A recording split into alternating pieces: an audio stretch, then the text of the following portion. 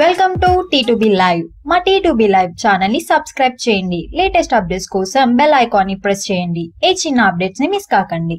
Box office దగ్గర latest sensation Katamarayudu తొలి 3 రోజుల్లో దుమ్ము రేపే కలెక్షన్స్ తో రెచ్చిపోగా తర్వాత 2 రోజులు వర్కింగ్ డేస్ అవ్వడం వల్ల స్లో అయింది.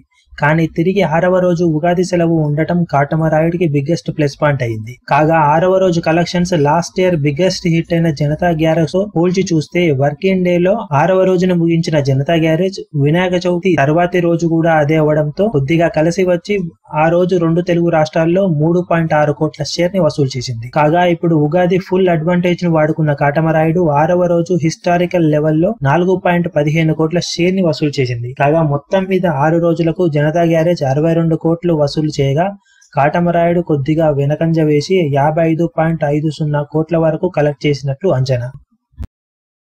మరిన్ని లేటెస్ట్ అప్డేట్స్ కోసం T2B లైవ్ ని సబ్స్క్రైబ్ చేయండి. వీలైతే లైక్ చేయండి, కుదిరితే షేర్ చేయండి.